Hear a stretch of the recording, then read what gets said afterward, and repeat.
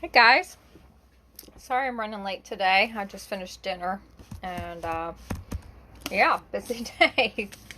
So Jim won't be joining us. I'll be covering chapter 2 here right now. This is such a fantastic book. I actually just finished it this past weekend. So I'm excited to go back through because there's so many great tidbits in here that I actually listened to the audiobook the first time around. And I like going through the chapters individually because there's so much to learn about your body and about nutrition. And, you may have to read a book like this a couple of times to really, kind of understand, the big concepts and how you can apply them to your life. So, obviously you don't need to have, the glucagon cycle and the ATP cycle memorized, but it is important that you know how your body works, because otherwise, if you're just pretending like you don't understand, then you will never be able to make any kind of progress. You just say, okay, well, I'm just going to listen to what my doctor says, or the government, who tells me what to eat.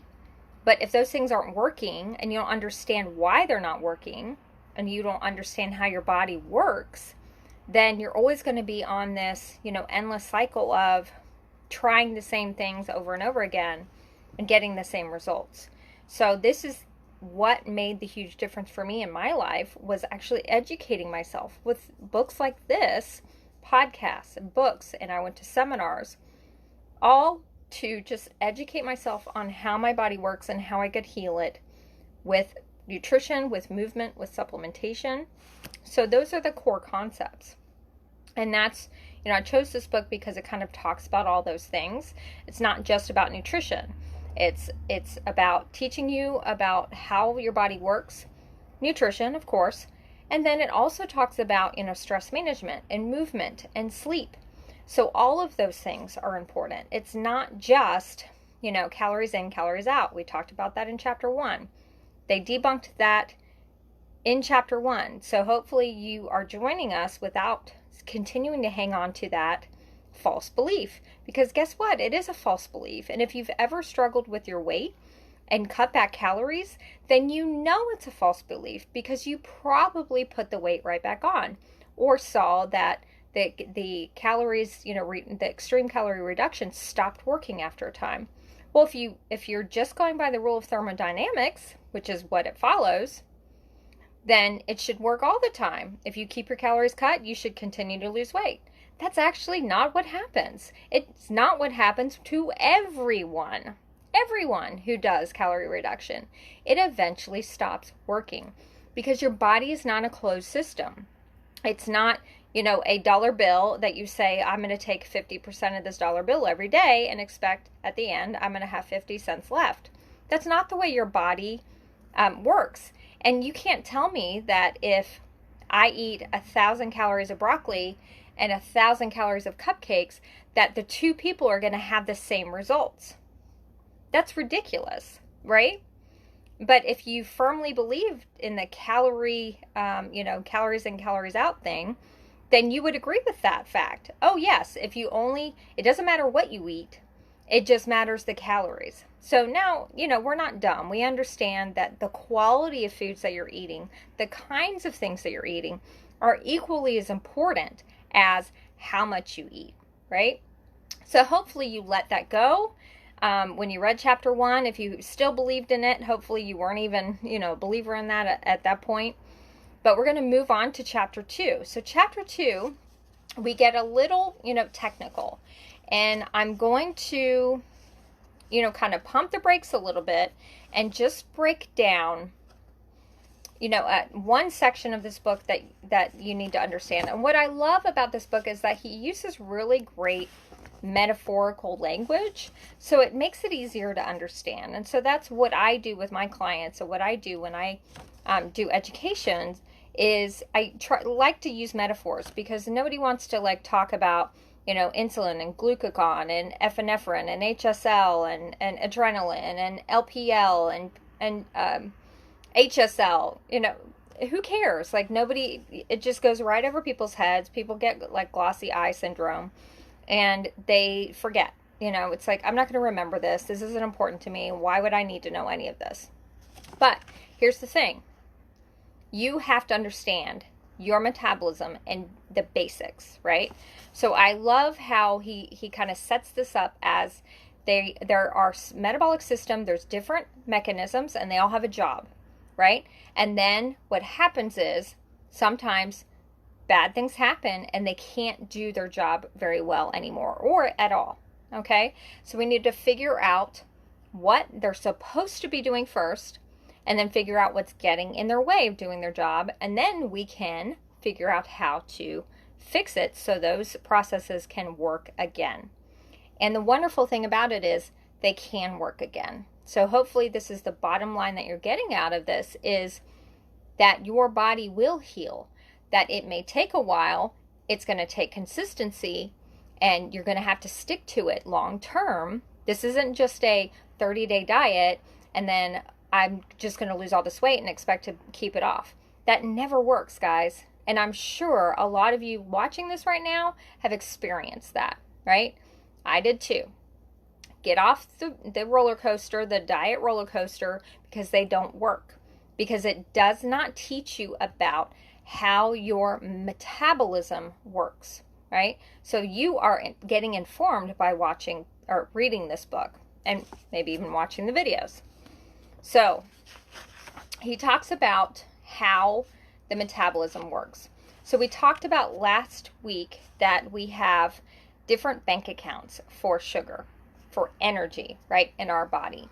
So we have our blood sugar, right? So our blood carries around the sugar that we consume, the carbohydrates that we consume for energy, right? And it transports it into the cells. That's one way. Then we have a second account, our account in our pancreas. It's stored as glucagon and even as stored body fat. Then we also have a third backup system for energy. Our backup system for energy is stored in our body fat. Hey, Carrie, is that you? Hello, girl. So in this chapter, you learned about those systems and why those systems were established by our biology. It helped us survive. That is the sole purpose for these systems that store glucose and store fat.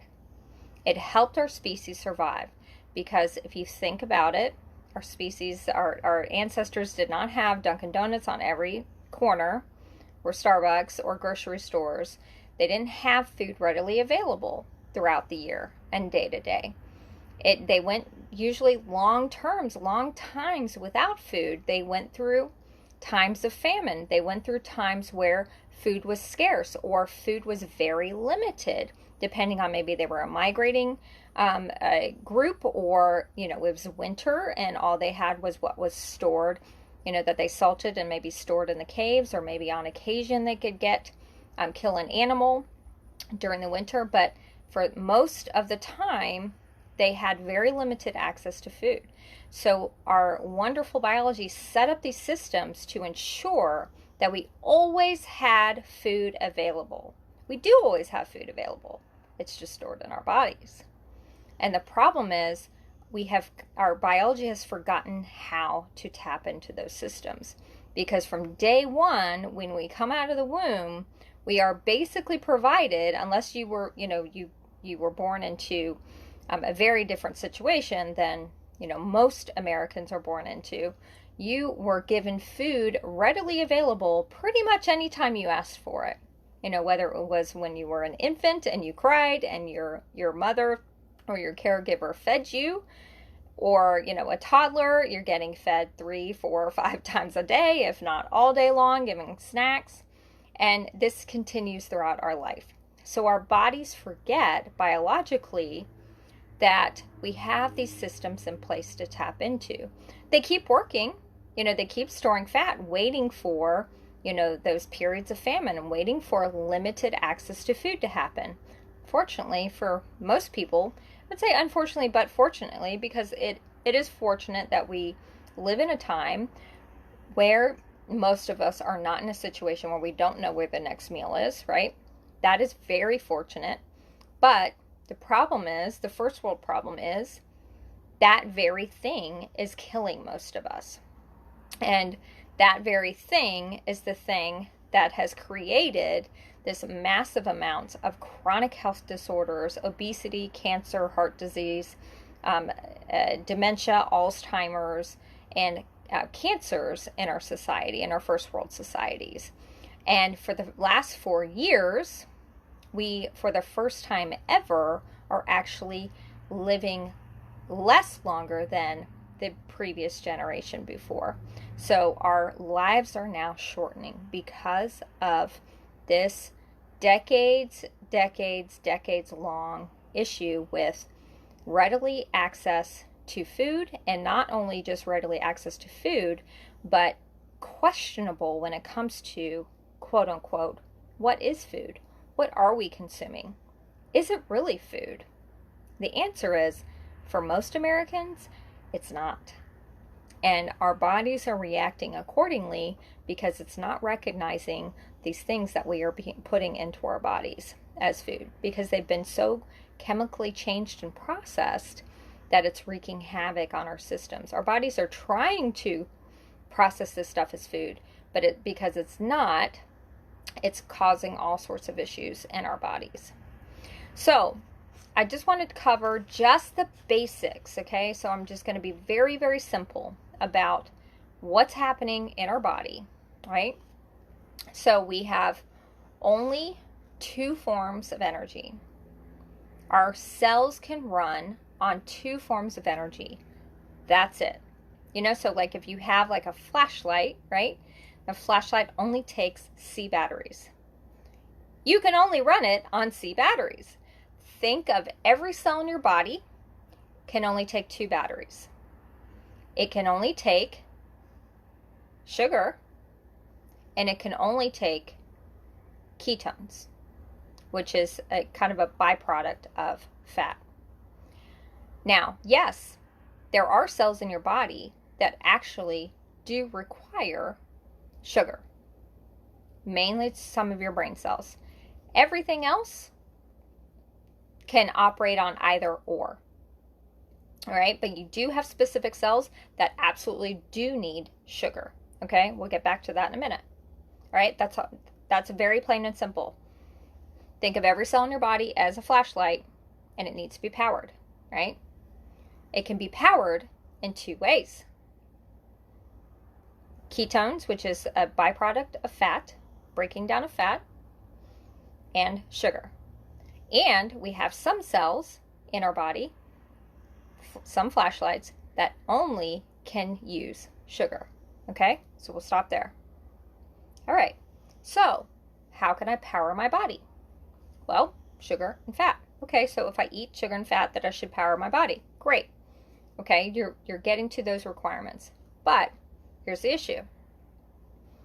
We have a minimal amount that we need for our body to function well, right? And a lot of people don't even get the minimum amount of things. So it's not just, if I eat this amount of sugar, then I'll be good for the rest of my life. If I just eat tablespoons of sugar, then every cell in my body will work, right? No, because we need micronutrients, we need minerals, we need electrolytes. There's a lot of other stuff to make those systems work, to translate sugar or fat into cells working right, everything, all the parts of the system working, right? So it's not that simple. But let's just keep focusing on energy here, because that's what this chapter covers. So how does the sugar actually get into the cells? Well, there's this car, right? The sugar gets in your system, but it has to take a car to get into the cell. The car is called insulin. Insulin plays such a key role in this. I would say it is the most important hormone in the body. So it is the car that brings the energy into and plugs it into our cells. But it's not just like an Uber. It's not just, hey, I'm calling you, we're going to go to the cells, I'm going to get in, you're going to drop me off. No, there's an extra step there. And think of it as at the end of a car, there would be a key. So imagine if you had a car and there was a big key on the end of it. Well, the key must fit into the cell, and that's how the energy gets transferred into the cell. So you can't just walk into a cell. Things don't just go in and out of cells. There's a process by which, like gates, basically, or doors, we can say, by which things go in and out, right? It's very important to be vigilant about what goes in and out of your cells. They're pretty darn important, right? So your cells have these gatekeeping systems that they monitor things that go in and out, so they make sure what you need is only what gets in, right? So the car, which is insulin, carries the sugar to the cell. The cell has a door. The door is locked, but the insulin has the key. So it inserts the key, opens up the door. Now the energy can go into the cell. Wonderful. That's the way the system works. Then the cell uses the energy. Here's what we run into. So you eat a high sugar meal. Let's just say you have like a cupcake or a piece of cake, or, it's super high sugar. So we eat it. All that stuff is getting kind of broken down. It's getting, flowing throughout the bloodstream.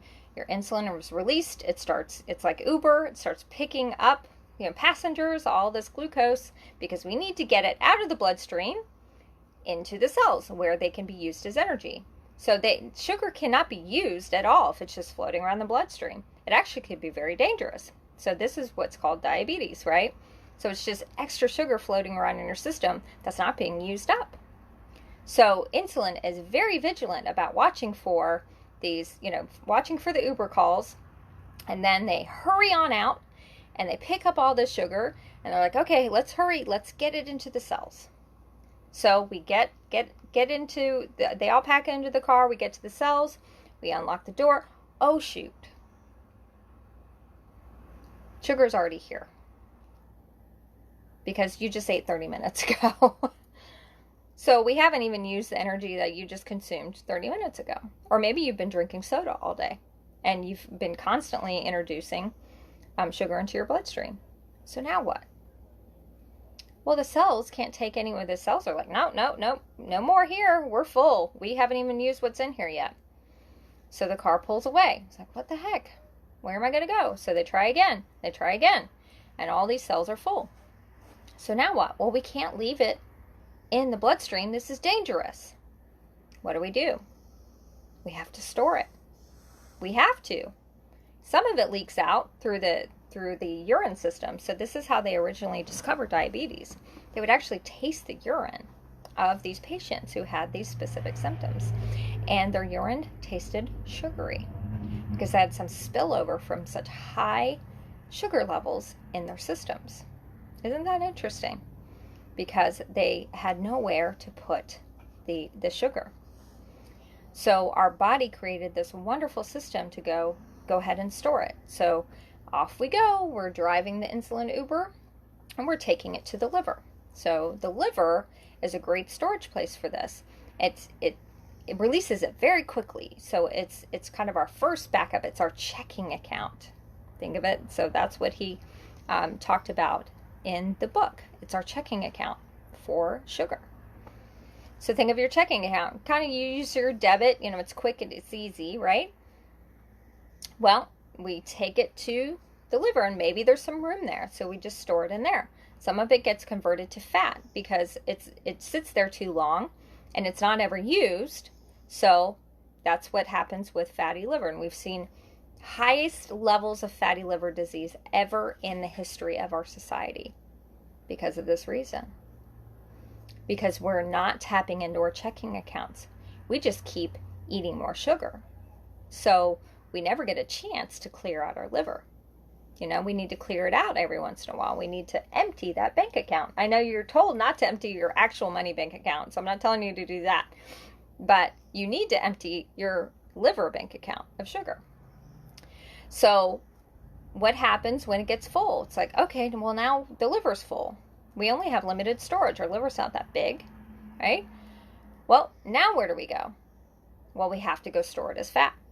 So it gets transported again into those areas that are ready and waiting, our savings account for the extra glucose, and it gets stored as fat. That's how our body works. There's not one human being out there where that doesn't work, except for type 1 diabetics. So type 1 diabetics actually have the inability to produce insulin. So you can see how dangerous this is, because any sort of carbohydrates or sugars introduced into their system would not be able to be used as energy at all. And not only would this create a very high blood sugar, but it also would create a very dangerous situation for the cells, because the cells have no power source, right? So you would see this cascading effect of, basically you would die if you don't have proper medical treatment if you are a type 1 diabetic. So that's why type 1 diabetics have to take insulin. But you're thinking, but type 2 diabetics have to take insulin. Hold on a minute there. We're going to talk about that in a second.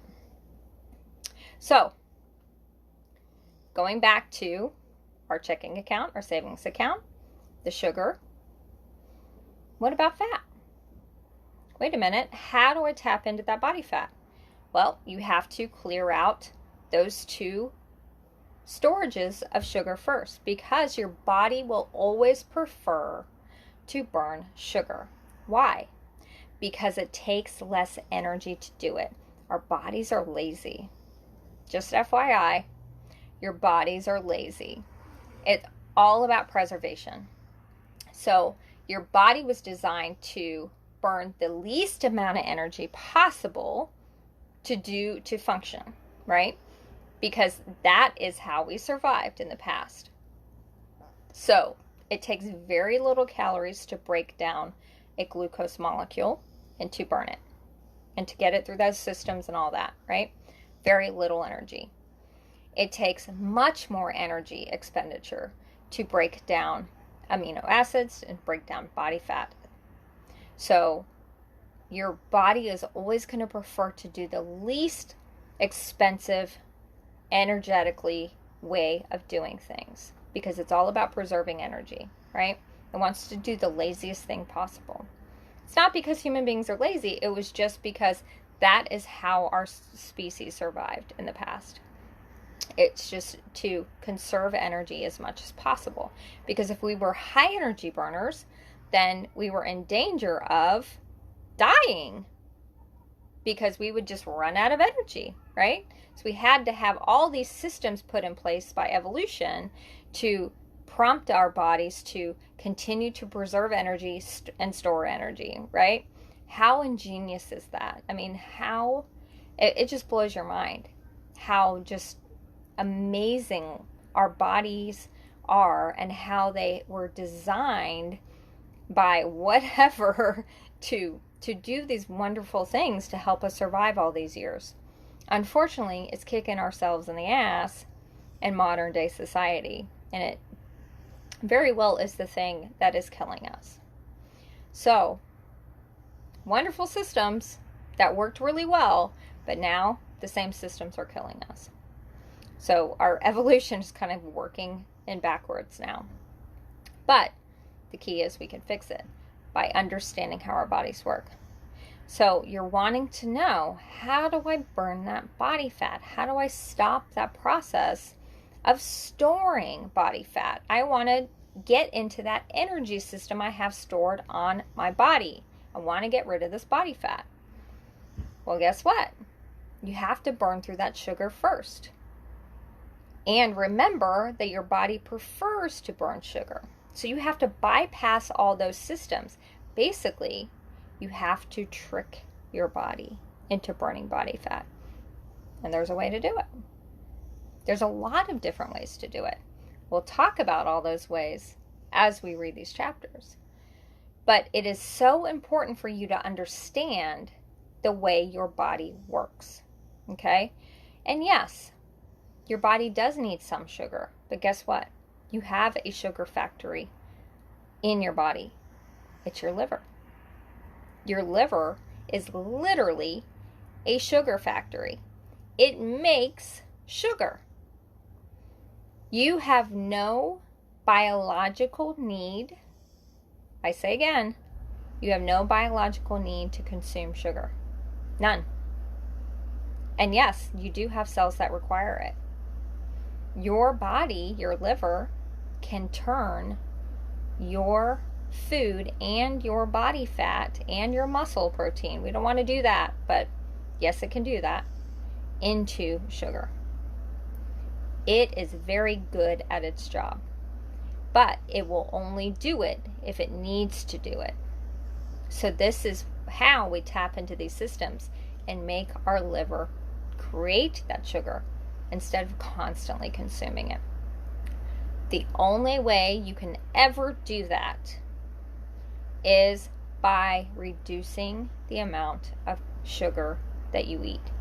And we need to spend a lot of time cycling in and out of fasting mode, because that is how our ancestors were able to stay lean. And we need to kind of basically go back to the way of eating that our ancestors ate. So not consuming food all day, every day. Keeping the body guessing as to when is the next meal coming. Are we going through a famine? Do I need to go ahead and tap into my body fat now because I don't know when the next meal is coming? So there are ways to trick our bodies into doing that. And this is what we're going to learn in this book.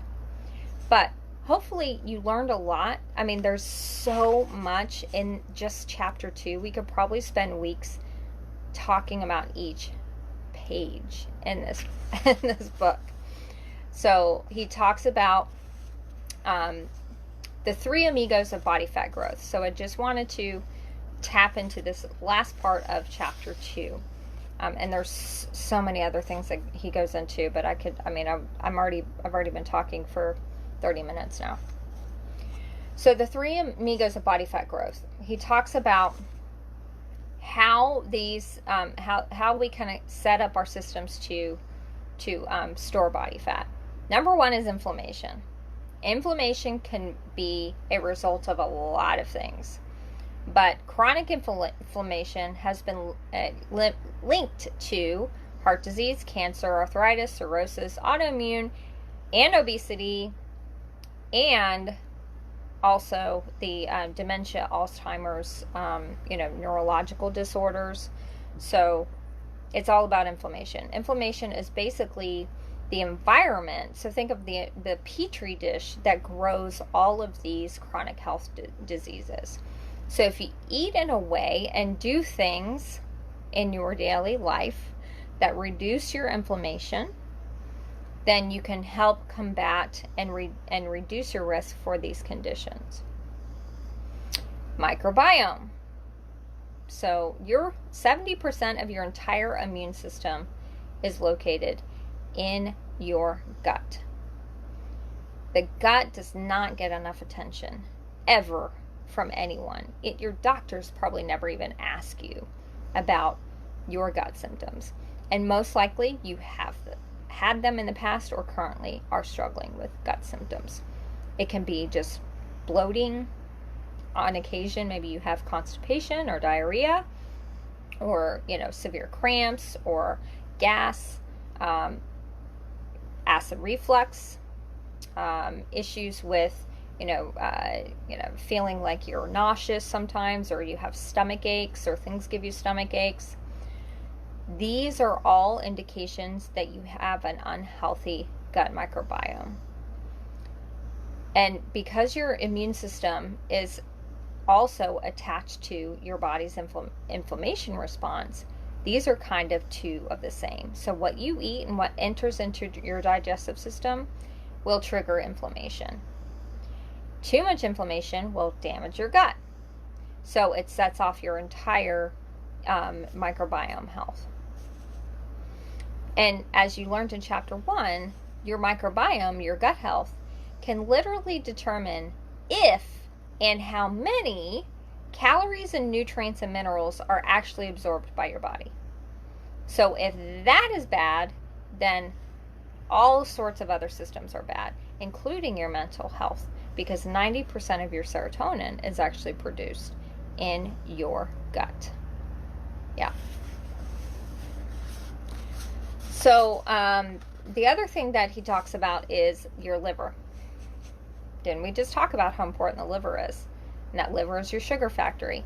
And that we are eating in a way where we are creating, for the first time ever in our society, people who have fatty liver disease who actually aren't alcoholics. This used to be only a diagnosis that alcoholics would get. Now they're seeing it in children because of the high consumption of sugar. So taking care of our liver is extremely important, not just for the sugar regulation systems, right? But also for the fact that it has a lot of jobs. Your liver does a lot. And it's wonderful that it's actually one of our only organs that can regenerate. So if you have done damage, this is actually an organ that can maybe bounce back, which is fantastic. So it's responsible for breaking down insulin, the releasing glucose, producing IGF-1, which is an insulin growth factor, which is a huge part of your metabolism. It filters your entire blood supply, by the way, and filters out toxins. So it is a huge part of your health, and if you are damaging it with high consumption of sugar, then you are breaking down these systems. Your liver is critical in the transport, metabolism, storage, and excretion of your thyroid hormones. You ever heard of those linked to your metabolism? Yes. Very important part of your metabolism. So if your liver does not manage your thyroid hormones properly, it will slow down your metabolism by hundreds of calories per day. So if you are not taking care of your liver, then you are really hurting your metabolism. Here's some of the, and then he has a list of inflammatory things, but we're going to talk a lot about that in the future. But alcohol, lots of medications, lots of chemicals, lots of processed foods, seed oils, toxicants, so exposure to toxins. This can be everything from things that are in your perfumes and lotions and cosmetics, to EMFs and too much exposure to electrical signals and overexposure to blue lights, and your circadian rhythm being off, carbohydrate bombardment, of course, we talked about that. So lots and lots of things affect inflammation in our bodies. So what was the other thing? Okay, so this chapter 2 is so, it is so meaty. There's a lot of meat. So I can possibly cover everything in here that's really important, because pretty much everything in this chapter is super important. I encourage you maybe to read this chapter 2 or 3 times, because it's that meaty. There's just so much in it. He just covers a lot. So he talks about insulin, the hormone dysfunctions, glucagon, which is the thing that actually gets stored fat out of your fat cells, which is produced by your liver. Other hormones, cortisol, so that's that stress reaction hormone. We have approximately 50 different hormones flowing throughout our body, and almost all of them have something to do with our metabolism. So it's important to take care of every single one of these. Things like estrogen. Yes, even men have estrogen in their systems, and they are important. Testosterone, human growth hormone, which is another one that you may have heard of. Adrenaline. Yes, it is important actually to even have some adrenaline in our systems. And there's also hormones that are related to your hunger and your satiety cues. So we have ghrelin and leptin. And then, oh yeah, it just goes on and on and on. There's so many. Yeah. So he talks about gluten in here and how it affects your ghrelin and your leptin. Another thing that I learned, I can't remember if it was in this book or a different one, but actually your ghrelin is actually the hunger hormone, right? It's the one that sends signals to your brain that says, I'm hungry. Well, unfortunately, ghrelin is actually produced by fat cells. So the higher level fat, body fat you have on your body, the more ghrelin you have basically flowing to your brain, telling your brain that you're hungry. So unfortunately, this is where you hear the term obese people are actually literally starving, because they actually are. So it's not your fault that if you are overweight and you do have high levels of body fat, that you feel hungry all the time. There is actually a reason for this. There are ways to reduce that down for sure. So don't lose hope. But the issue is that you actually do have just higher levels of these hormones sending these false signals to your brain saying it's hungry. And these signals can be very, very, very strong. And this is where we see, you see that when you have low blood sugar and you feel hangry, right? And and you get like, I had that feeling this afternoon. I waited too long. I had my coffee and I didn't have my afternoon snack. Boy, I was getting hangry. So I was definitely getting those ghrelin signals, like being like shouting at my brain, you need to eat, you need to eat, right? It can be very compelling, and it could alter your behavior, because all you feel is just kind of this rising sense of panic. I've got to eat, I've got to eat, I've got to eat. Unfortunately, this is what's going on in people who are obese. They are constantly getting bombarded by these systems, and it can affect their behavior so drastically because it literally is an emotional breakdown. So if you've ever seen like those shows with the people who are 300 pounds, 400 pounds, and they kind of follow them around for weeks, and you'll see this behavior in them. They will actually have like emotional breakdowns and have basically temper tantrums and screaming and yelling and I have to eat. And it's really dramatic, and you're like, oh my God, you don't need to eat, you're overweight, like stop eating. But it doesn't make any sense in their brains, because their brains are just getting these super strong waves of signals that say, I'm starving, I'm starving, I'm starving, because they have such high body fat. So those signals are being sent out stronger and stronger and stronger. So that is how compelling these hormones are, guys. And we can't ignore these systems. We can't just say, well, I'm just going to cut my calories and ignore it. It can really be a strong, compelling signal, like to the point where it just kind of overtakes your logic, right? So, and I'm sure we've all been there. We've all experienced that, where we just, logic didn't matter. We were getting something in our pie hole, right? You just had to have it. No matter what the consequences, and no matter how much you knew you didn't need it, you ate it anyway, right? And the emotions and the behavior behind it was so compelling that you just were not logical. We've all been in that situation. So think of somebody who's getting those signals every single day, all day long. It's terrible. It's a terrible thing, and it's really, really, really difficult to overcome. So this is why we have to be very, very careful, and that's why our programs absolutely 100% do not support calorie reduction, because this is what comes into play, is ghrelin. I don't ever want somebody that I'm working with to say, I'm feeling miserable, I'm feeling panicked, I'm feeling hangry. That's all a no-go. So we can work in a way to reduce as much as possible the release of ghrelin, because that's the misery hormone. So there's ways to increase, and we cover this in the book, so just can't wait to that one.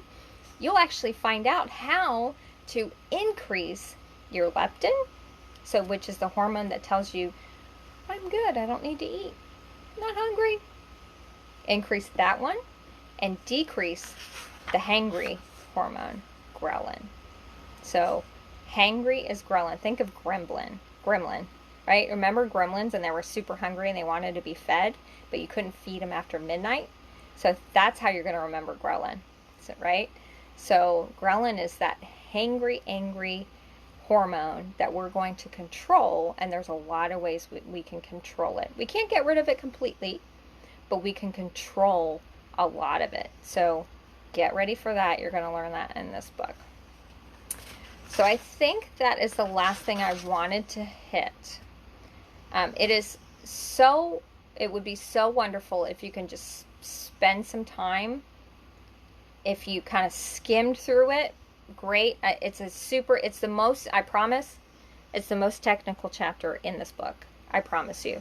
So if you read this chapter and you're like, or you couldn't even get through it because you're like, cytokinin,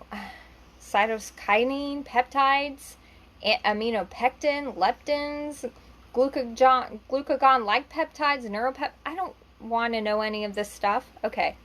That's okay. That's okay. I just gave you the basics. All right. We talked about insulin.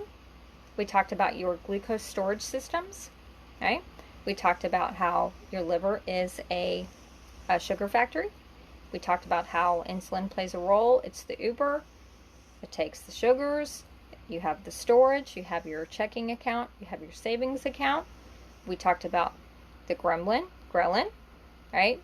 We talked about leptin, which is the satiety hormone. So we're going to talk about how to increase leptin, decrease ghrelin, and we're going to trick our systems into believing that our sugars are down, which we can get them down, and start tapping into that savings account that you have of energy stored in your body, and get the body to remember how to break those things down and how to make its own sugar and how to make its own ketones for energy, right? That was the summary of chapter 2. I know it was a lot. I promise that this was the most technical chapter in the book. So if you struggled with it, that's okay. That is totally understandable. If you're a nerd like me, you probably went back and read it 2 or 3 times.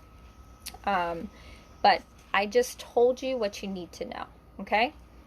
Now we're going to go forward. We're going to talk about how to increase the good stuff, decrease the bad stuff. You'll be given a plan on how to do those things, and we'll move forward from here. So chapter 3, we're going to talk about the microbiome.